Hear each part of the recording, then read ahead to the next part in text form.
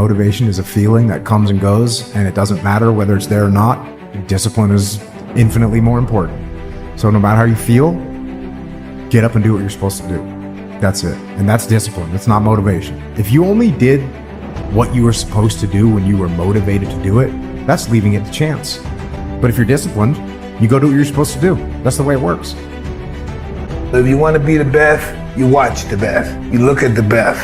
You watch them and you have their lifestyle. Don't be like this, have their lifestyle. And it'll take you anywhere you want to go. That's the only way you ever get where you want to go. You have to take a path that's dangerous, and most people want to take the safe path. The safe path leaves you stuck in quiet desperation almost every time. It's hell. It's more important to own your weaknesses. You got to really triple down on those, man. Because why? You want to become a full human being. We like to run away from weaknesses. Like for instance, if you're good at running, all you want to do is run. If you're great at reading, you have several books. But we don't do those things that we're not good at. So for me, I realized, man, like I keep on running away from these things I'm not good at. I have to dive into these things. I have to become one with these things. So I own them both. It was a beautiful awakening. It's like when you're living in your parents' home, they are the enemy. You know, everything you don't do right is because of them. And then when you're on your own and you had to say, you start making mistakes that you made when you were at home, it's like you can't put it on mama now. Mama not with you no more. You can't put it on daddy and say, my father was too hard. I had a curfew. You know what I'm saying? They wouldn't let me party past 12. Like I had all these excuses why I wasn't successful because of my parents.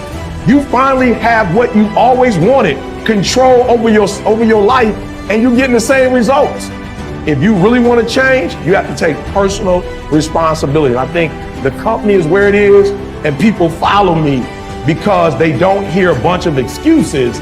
They hear, yo, E, you coming at me hard, but it's the truth. Like, I know what I'm doing wrong, and I just need to make the adjustment. So I would say personal accountability and personal responsibility is what took me from being homeless and a high school dropout to the #1 motivational speaker in the world.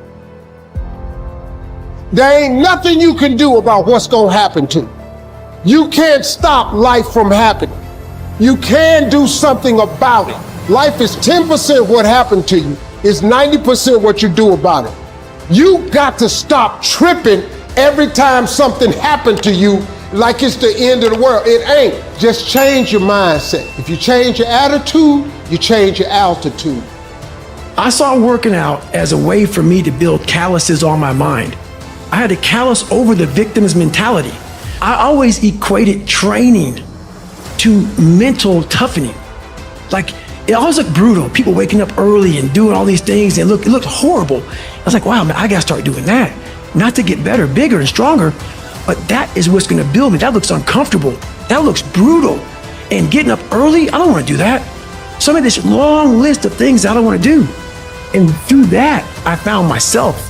So I started seeing myself very differently than the average human being. I was like, hold on a second. I have something they don't have.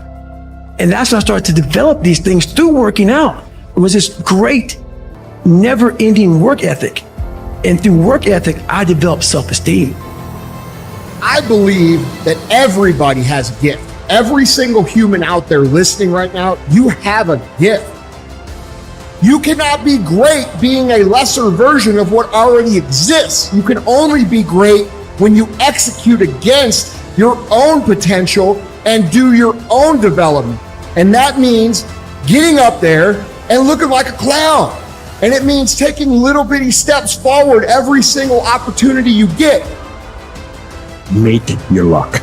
You got to make your luck. And if you make it, if you keep putting forth the maximal effort, that luck's going to come. You're going to make your luck happen. We lie to ourselves. We don't tell ourselves the way things really are.